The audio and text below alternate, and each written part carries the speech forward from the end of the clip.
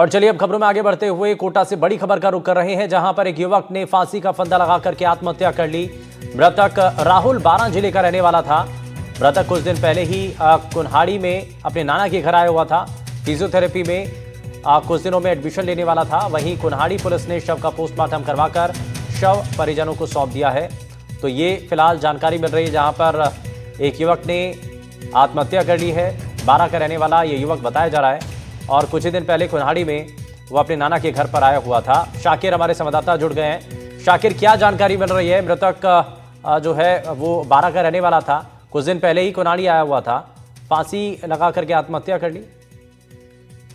देखिए, राहुल नाम का जो है युवक है, ये अपने नाना के यहाँ पर रहता था और आज इसने जो है फंदा लगाकर आत्महत्या कर ली।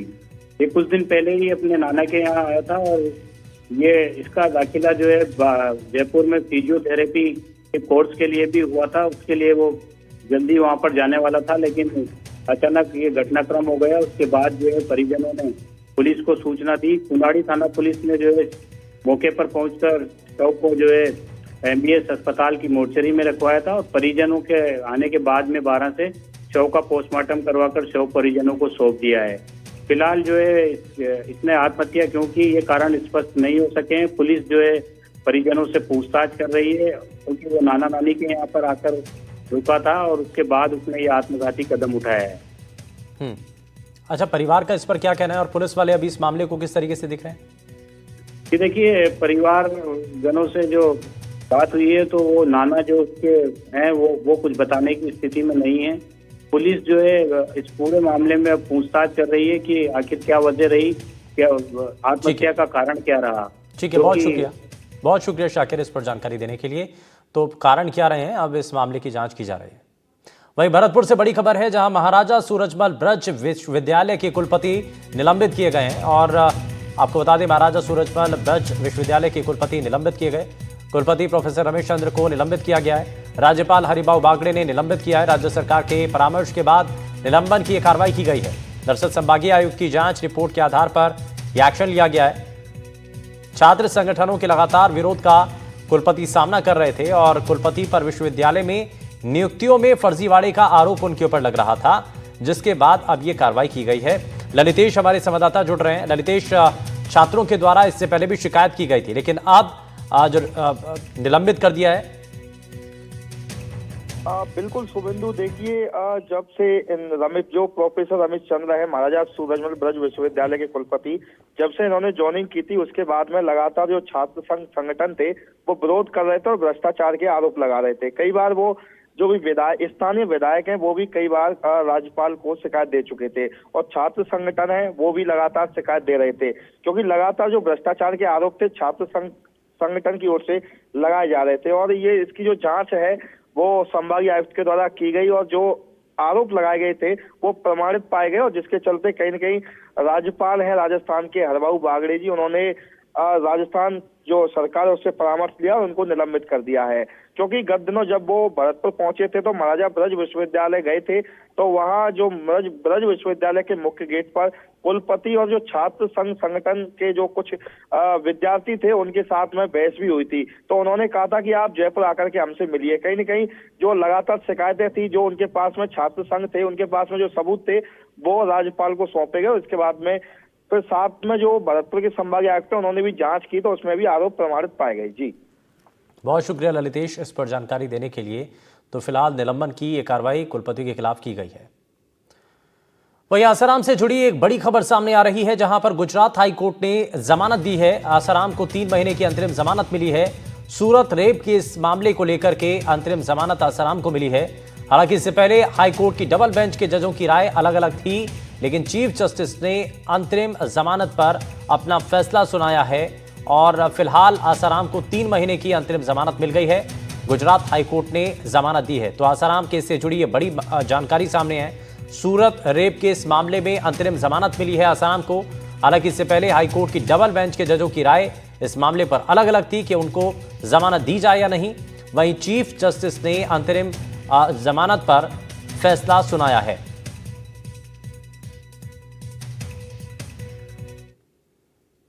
वहीं जोधपुर के ओसियां से बड़ी खबर है, जहां बिजली विभाग के AEN और JEN से मारपीट का मामला है। ट्रांसफार्मर उतारने के दौरान मारपीट की गई और बकाया बिजली बिल को लेकर के कार्रवाई करने कृषि कनेक्शन का ये बकाया बिल है। 5 लाख रुपए से ज्यादा का ये बिजली बिल बताया जा रहा है। 3 साल से किसान ने बिजली का बिल नहीं भरा था और ट्रांसफार्मर उतारते समय जो है उनके साथ मारपीट की जाती है। हथुंडी बिजली घर के एक एईएन और 2 जेईएन से मारपीट का ये मामला सामने आया है। अरुण हर्ष हमारे संवाददाता जुड़ गए हैं। अरुण, क्या ये पूरा मामला है? मारपीट की तस्वीरें भी फिलहाल सामने आई हैं। देखिए, अगर बात की जाए जिस तरह से मार्च का महीना चल रहा है और रिकवरी जो सरकारी विभाग सब जगह कर रहे हैं, ऐसे में ये जो हथुंडी गांव में जो है बिजली घर के कर्मचारी और जब एक किसान के 3 साल से जो बकाया बिल चल रहा था उसको बदले में उसका ट्रांसफार्मर उतार कर ले जा रहे थे। उस कार्रवाई के दौरान जो है जो किसान और उनके परिवार वालों ने मिलकर हमला कर दिया। हमला करने के बाद, हालांकि ये घटना 2 दिन पुरानी परसों की है, लेकिन अब पुलिस में मुकदमा दर्ज करवाया गया है। 2 दिन तक किसान और वो जो बिजली घर के अधिकारी है उनके बीच में वार्ता भी चल रही थी, लेकिन आखिरकार जो है जिसको के अधिकारी ने मुकदमा दर्ज कराया। फिलहाल पुलिस इस मामले में उन किसान परिवार को जल्दी दस्तयाब करेगी। ठीक है, बहुत शुक्रिया अरुण हर्ष इस पर जानकारी देने के लिए। तो फिलहाल कृषि कनेक्शन का जो बिल बकाया है, इस मामले को लेकर के मीटर उतारने के लिए टीम आई थी और इसी दौरान मारपीट का मामला सामने आया। वहीं जेल से धमकी भरे कॉल का मामला भी सामने आया। राजस्थान की 3 जेलों में बड़ी कार्रवाई की गई है। 11 पुलिसकर्मी सस्पेंड कर दिए गए हैं। 1 अफसर का इसमें ट्रांसफर कर दिया गया। 3 जेलों से धमकी भरे कॉल के मामले, राजस्थान सरकार ने इस मामले पर कार्रवाई की है। 3 अलग अलग जेलों में 11 पुलिसकर्मी निलंबित किए गए हैं। और इस बीच हमारे सहयोगी सुशांत पारिक हमारे साथ जुड़ गए हैं। सुशांत, 3 अलग अलग जेलों से 11 पुलिसकर्मी निलंबित, ये बड़ा मामला था और कार्रवाई भी तुरंत हुई। हाँ बिल्कुल, और सीएम ने कल रात को जो बैठक ली थी उसमें साफ शब्दों में कहा था कि जेलों के सिक्योरिटी सिस्टम के साथ किसी भी तरह का कोई कॉम्प्रोमाइज नहीं होना चाहिए और जेलों में मोबाइल अगर पहुंच रहे हैं तो जाहिर सी बात है जो अंदर के कर्मचारी हैं उनकी मिलीभगत के बिना ये संभव नहीं है। उसके बाद पड़ताल की गई और 3 जेलों के 11 पुलिस कर्मियों को सस्पेंड कर दिया गया है और जो जयपुर के उपाधीक्षक थे इंद्र कुमार, उनका ट्रांसफर जो है वो सीकर कर दिया गया है। और इसके साथ साथ दूसरे सिस्टम को भी ठीक करने की कोशिश की जा रही है कि कैसे जो बीकानेर में 28 मार्च को यानी आज जो घटना हुई जिसमें सीएम को थ्रेट कॉल चला गया, दूसरा जोधपुर में 23 मार्च को घटना हुई थी, उसमें भी कर्मचारी इसमें सस्पेंड होने वालों की सूची में शामिल हैं। तो कुल मिलाकर अब राजस्थान की जेलों में इस पूरे नेटवर्क को तोड़ने के लिए, सिक्योरिटी सिस्टम को बेहतर करने के लिए और जो कैदियों की जो एक तरीके से रैकेट चल रहा है बहुत लंबे समय से, उसको ट्रेस आउट करने के लिए और अधिक अभियान भी चलाया जाएगा। आज सभी जेल प्रभारियों के साथ एक वीसी भी हुई उच्च अधिकारियों की और उसमें आने वाले दिनों में क्या क्या कदम उठाए जाने हैं इसको लेकर डिटेल चर्चा हुई है। ठीक है, बहुत शुक्रिया सुशांत पारिक इस पर जानकारी देने के लिए। तो जेल से धमकी भरे फोन कॉल मामले को लेकर के फिलहाल बड़ी कार्रवाई की गई है। वहीं पिछले साल पाली शहर में बने बाढ़ के हालात में ठेकेदार ने मड पंप लगा करके पानी की समस्या से निजात दिलाया। कॉलोनियों में 4 से 5 फीट पानी भर गया था। प्रभारी मंत्री झाबर सिंह खर्रा और प्रशासन के कहने पर ये मड पंप लगाए गए, जिसका बिल बना था 80 लाख रुपए का। ठेकेदार पिछले मानसून से ही बिल भुगतान के लिए भटक रहा है।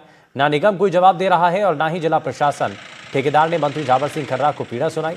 ठेकेदार मंत्री झाबर सिंह खर्रा के पैरों में हाथ जोड़कर गिड़गिड़ाते नजर आया। पास खड़े कलेक्टर के पैरों में भी हाथ जोड़कर गिड़गिड़ाता रहा। ठेकेदार ने कहा कि मुझे मेरा पैसा दिला दो, जिस पर मंत्री जो है आश्वासन देकर के चले गए।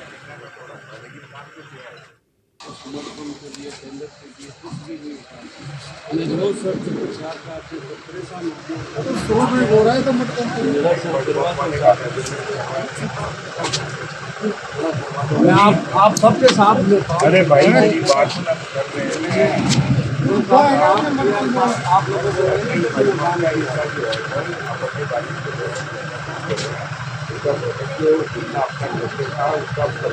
14.5 लाख इसका जो है सुबह कौन आया था मेरे पास और ये पैसा इतना डूब गया है सर, उसकी जरूरत की है कि ये मदद करा रहे हैं। फिर आपको सर कोई जेएम एक्शन सर साइन भी करने को तैयार नहीं है, नहीं कर रहे सर वो बुलाऊंगा आपसे पास। और पाली से हमारे संवाददाता सुभाष हमारे साथ जुड़ गए हैं। सुभाष, क्या जानकारी मिल रही है? आता है ठेकेदार, मंत्री से गुहार लगाता है और फिलहाल आश्वस्त कर दिया गया है। देखिए, ये मंत्री जी का सरकार बनने के बाद तकरीबन 10 से 11वां दौरा यहाँ पर है और बाढ़ के हालात के दिनों में भी ठेकेदार से मिले थे और प्रशासन और मंत्री के कहने के बाद ही इसने मडबम की व्यवस्था की थी, जिसका बिल बना था 80 लाख के करीब। आश्चर्य की बात तो यह है कि ये बिल लेकर के पिछले मानसून से लेकर के अभी तक नगर निगम और प्रशासन के बीच में भटक रहा है, लेकिन कोई भी जयन तक आदमी जो है, वो अधिकारी है, वो इस बिल को एक्सेप्ट करने को तैयार नहीं है, इसके ऊपर मार्किंग करने को तैयार नहीं है। यहाँ तक कि इसके साथ जो मजदूर काम करने वाले थे वो पैसों के अभाव में छोड़ के जा चुके हैं। यहाँ तक आज जो रोचक मामला सामने देखने को मिला कि रोता हुआ उसके सामने हाथ जोड़ करके मंत्री जी के पैर गिर पड़ा था। उसने कहा कि मेरे मकान के जो कागज है वो मैंने गिरवी रखे हैं, 45 लाख रुपए तो मेरे डीजल को देने हैं और दूसरे जो पैसे हैं वो कहां से चुकाऊंगा, मेरे को ये दिलवा दो। और मानसून आगे है, फिर अगर पाली बाढ़ के हालात बनेंगे तो फिर काम कौन करेगा।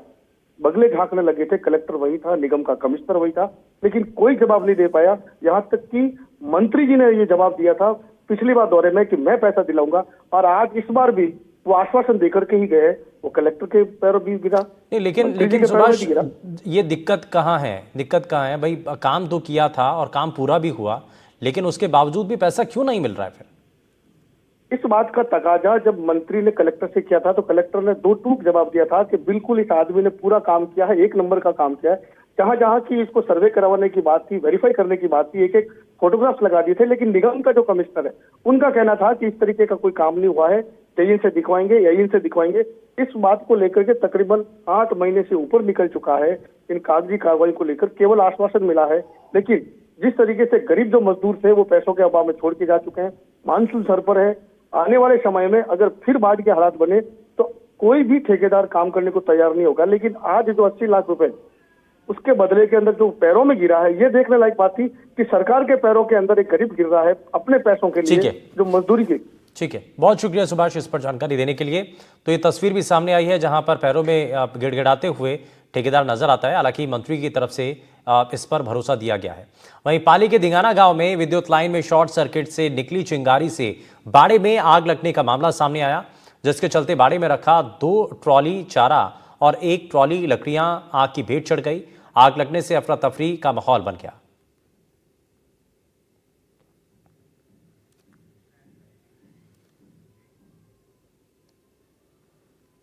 वहीं उदयपुर डीएसटी और पुलिस टीम ने कार्रवाई करते हुए ऑनलाइन सट्टेबाजी में 3 आरोपियों को गिरफ्तार कर लिया है। दरअसल ये आरोपी आईपीएल में ऑनलाइन सट्टा लगाते थे, जिनके पास से 4 मोबाइल फोन बरामद किए गए हैं।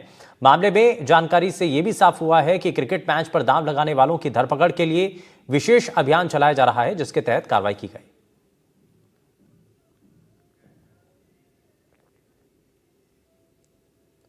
वहीं उदयपुर के हिरणमगरी थाना क्षेत्र में दिन दहाड़े फायरिंग करने वाले अभियुक्त को गिरफ्तार करने में पुलिस ने सफलता हासिल की है। दरअसल ऋषिनगर सेक्टर 3 के रहने वाले शख्स ने थाने में रिपोर्ट दी थी कि उनके घर के बाहर बाइक पर आए 2 युवकों ने पिस्टल से फायर किया और उनकी पत्नी को मारने की कोशिश की। जिसके बाद फायरिंग की घटना को लेकर जिला पुलिस अधीक्षक ने टीमों का गठन किया।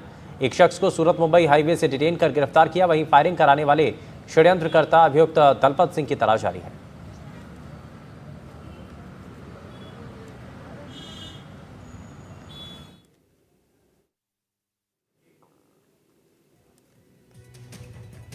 अगर कोई सोच रहा है कि जेल में बंद कैदियों को कोई सुविधाएं नहीं मिल रही हैं, तो यह सिर्फ गलतफहमी है, क्योंकि आजकल जेलों में सब सुविधाएं उपलब्ध हैं, खासकर मोबाइल। जी हां, राजस्थान की जेल पीसीओ केंद्र बन चुकी है। और ऐसा क्यों कह रहे हैं, इसको समझने के लिए एक रिपोर्ट आपको दिखाते हैं।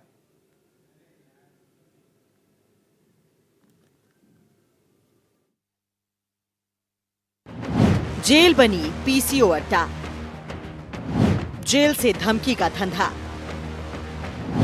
पुलिस प्रशासन क्यों बना अंधा? जी हां, जेल जिनको बनाया गया था कैदियों और समाज के अराजक तत्वों के सुधार के लिए, जहां अपराध करने वालों पर सख्ती दिखाकर उन्हें सही रास्ते पर लाया जाता है, जिनके बारे में कहा जाता है कि बिना परमिशन के परिंदा भी पर नहीं मार सकता। लेकिन आज वही जेल अपराधियों का सेफ हाउस बन गई है। इन जेलों से अपराधी न सिर्फ मोबाइल चला रहे हैं, बल्कि मोबाइल ऑपरेटर बनकर धमकीबाजी का धंधा भी चला रहे हैं। और धमकीबाजों के निशाने पर छोटे मोटे लोग नहीं, बल्कि प्रदेश के सीएम और डिप्टी सीएम हैं। प्रदेश के मुख्यमंत्री को धमकी मिलने का मामला एक बार फिर सामने आया है। इस मर्तबा बीकानेर सेंट्रल जेल से प्रदेश के मुख्यमंत्री भजन लाल को धमकी मिली है, और धमकी भी जान से मारने की मिली है।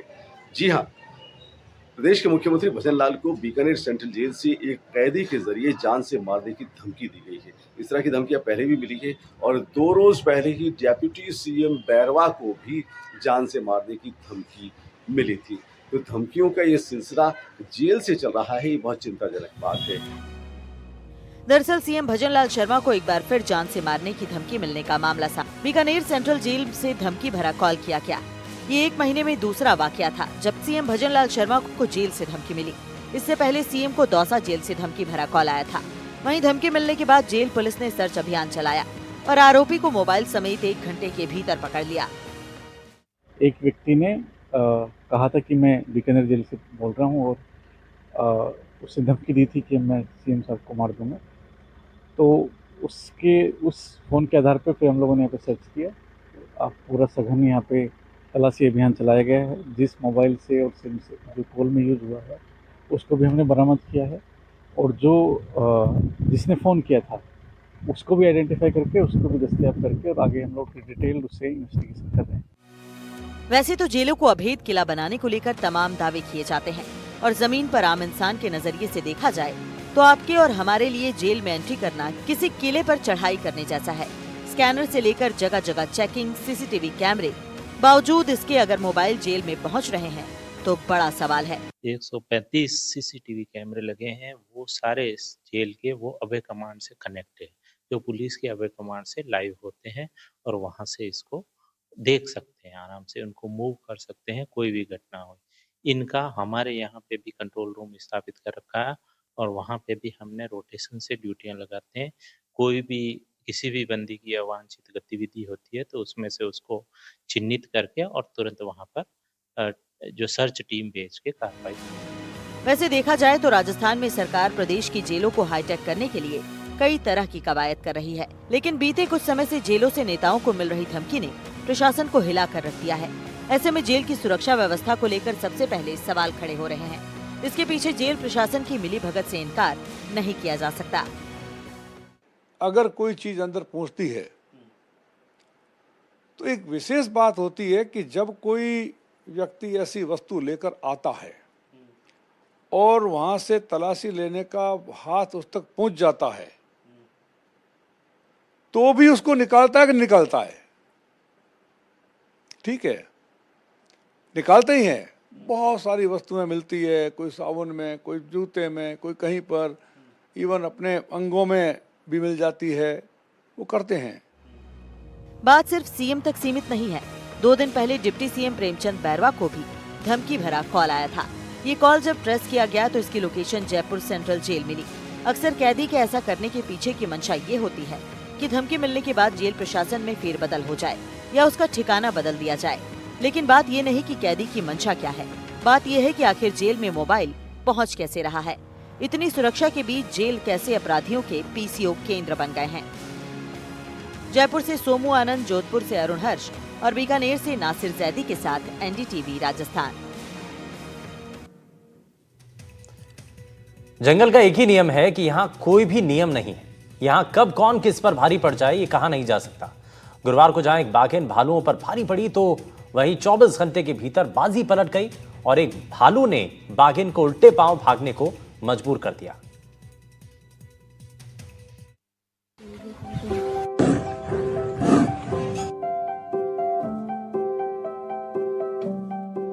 राजस्थान के सवाई माधोपुर स्थित प्रदेश के सबसे बड़े tiger reserve Ranthambore national park में वन्य जीवों की अटखेलियां देखने के लिए देशी विदेशी सैलानी ऐसे ही नहीं खींचे चले आते। यहाँ बाघों और बाकी वन्य जीवों की अजब गजब अटखेलियां सैलानियों को अपनी ओर आकर्षित करती हैं। ऐसी ही 2 बड़ी रोचक तस्वीरें आज आपको दिखाते हैं। सबसे पहले ही देखिए, 2 भालू अपने रास्ते पर मस्त मगन चले जा रहे थे, इस बात से बिल्कुल बेखबर कि इसी रास्ते पर जंगल का राजा भी आराम फरमा रहा है। ये राजा था बाघ T39। दोनों भालुओं को अपनी ओर आते जैसे ही बाघ ने देखा, वो घुर्राया और सतर्क होकर ऐसी स्थिति में बैठ गया जैसे शिकार के लिए तैयार हो। बाघ का ये रवैया देख दोनों भालुओं ने कुछ देर तो क्रीज पर टिके रहने की सोची, लेकिन फिर बाघ का रौद्र रूप देख वो समझ गए कि अब यहाँ से भाग लेने में ही हम दोनों की भलाई है। तो ये तस्वीरें जिस दिन पर्यटकों के कैमरे में कैद हुई, ठीक उसके अगले ही दिन रणथंभौर नेशनल पार्क के त्रिनेत्र गणेश मंदिर मार्ग पर एक टाइगर और एक भालू एक ही रास्ते पर आगे पीछे चल रहे हैं। कुछ देर बाद भालू जंगल में गायब हो जाता है। टाइगर अपनी मस्ती में चलता जाता है, लेकिन इस बात से बिल्कुल बेखबर कि जिस दीवार के किनारे से होता हुआ वो निकल रहा है, उसके पीछे एक सरप्राइज छिपा है। जैसे ही टाइगर उस छोटी दीवार से होकर गुजरा, इंतजार कर रहा सरप्राइज उसके सामने आ गया। ऐसा लगा भालू इस बार बदले के मूड में था और उसने बाघ को भागने पर मजबूर कर दिया। दोनों तस्वीरों को देखकर लगता है कि जैसे भालुओं ने एक दिन पहले ही बदले की प्लानिंग की थी और फिर अगले ही दिन बाघ को सबक सिखा दिया। वैसे आपको बता दें कि जंगल में बाघ और भालू के बीच संघर्ष आम है, लेकिन ये आम संघर्ष पर्यटकों के लिए बहुत खास हो जाता है। यही अनदेखी दुनिया देखने तो पर्यटक रणथंभौर आते हैं।